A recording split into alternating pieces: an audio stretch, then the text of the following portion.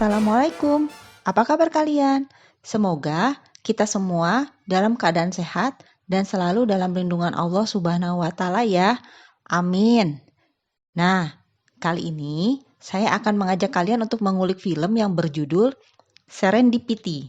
Film komedi romantis ini dirilis pada tahun 2001 dan diperankan oleh John Cusack dan Kate Beckinsale.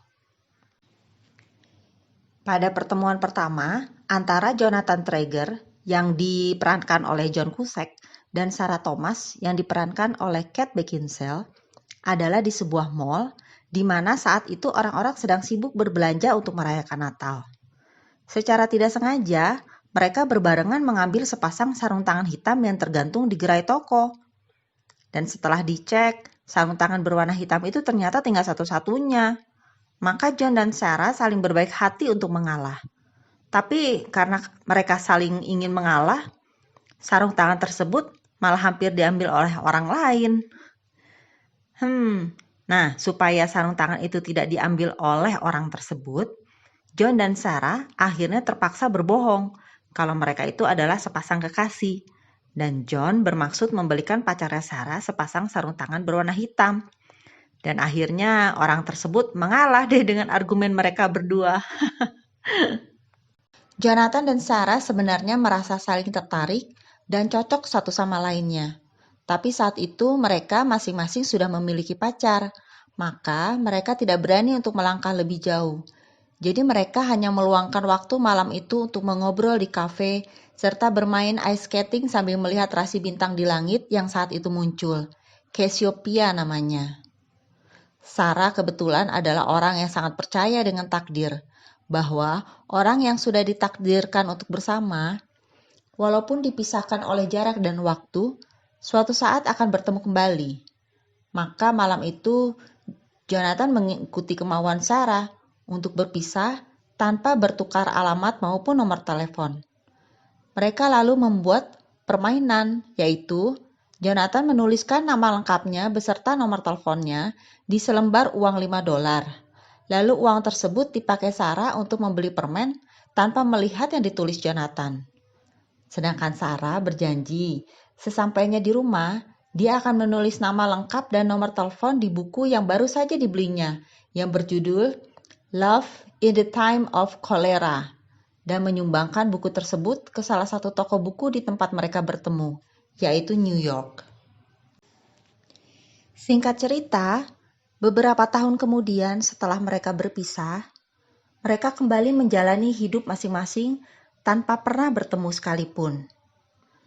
Jonathan merayakan pertunangannya dengan pacarnya Haley di salah satu hotel di New York bersama keluarga, kedua belah pihak, dan sahabat baiknya Dean. Walaupun sudah bertunangan, sebenarnya Jonathan masih tidak bisa melupakan wanita cantik yang beberapa tahun lalu pernah bertemu dengannya, yaitu Sarah. Dan sampai detik itu pun, Jonathan masih berharap bisa menemukan buku yang terdapat tulisan Sarah beserta nomor teleponnya.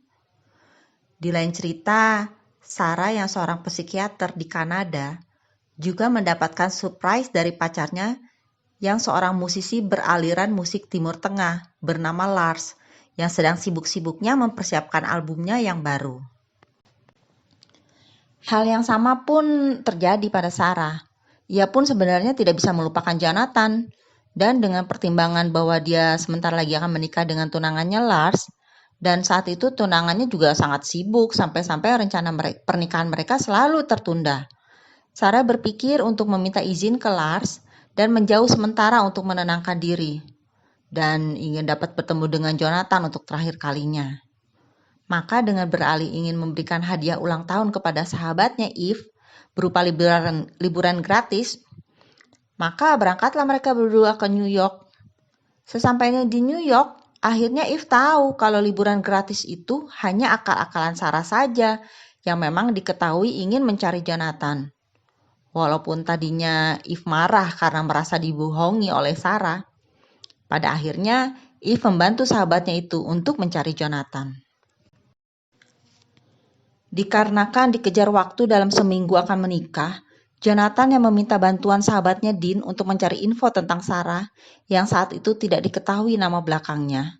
wanita yang sebenarnya dia cintai. Jonathan memulai dengan mencari nama Sarah di mall tempat pertama mereka bertemu, di gerai sarung tangan. Sampai-sampai harus mencari di gudang dokumen mall tersebut dengan bantuan sales tokonya yang sedikit menyebalkan. Lalu mencari ke apartemen yang dulu pernah ditinggali Sarah, sampai ke apartemen terakhir yang diinfokan oleh mantan teman seapartemennya dulu. Tapi akhirnya tetap info yang didapat menjadi buntu. Sarah yang bersama sahabatnya Eve juga mencari tanda-tanda yang mungkin bisa mereka dapatkan di New York. Tapi tetap saja ujung-ujungnya buntu. Secara tidak sengaja, Sarah dan Eve menginap di hotel yang sama tempat Jonathan dan tunangannya Haley akan melangsungkan pernikahan.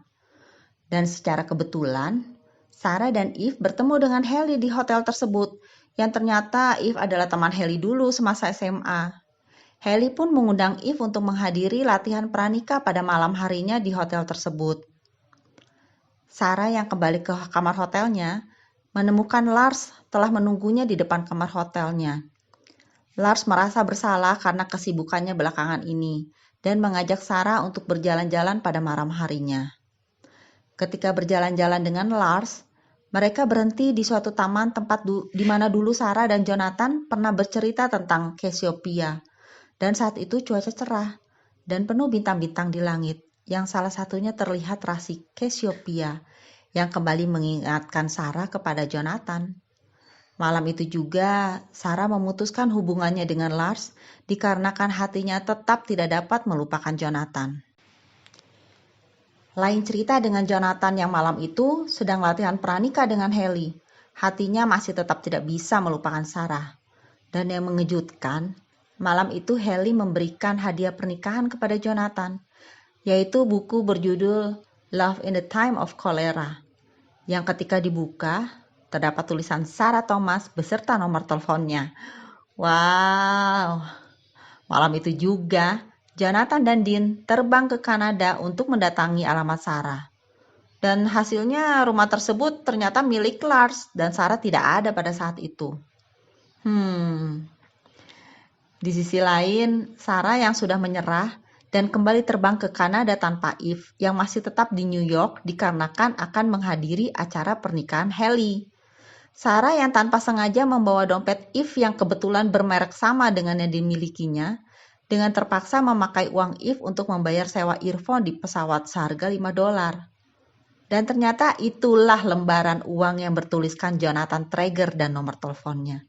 Sarah pun langsung turun dari pesawat dan menuju kembali ke hotel karena mendapat info kalau Jonathan akan melangsungkan pernikahan pada hari itu.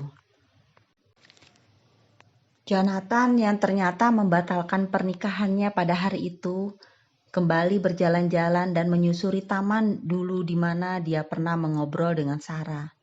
Dan di saat itu juga, ternyata Sarah pun merasakan hal yang sama dengan mendatangi taman di mana dia dulu pernah mengobrol dengan Jonathan. Sudah ketahuan ya endingnya? Nah, sampai di sini dulu ngulik filmnya ya teman-teman. Dan semoga kalian suka dengan alur cerita film Serendipity ini. Jangan lupa untuk subscribe, like, dan share channel saya ini ya teman-teman, agar saya bisa terus berkarya dan menyampaikan informasi mengenai film-film yang bagus lainnya. Terima kasih. Sampai bertemu di ngulik film berikutnya ya. Wassalamualaikum.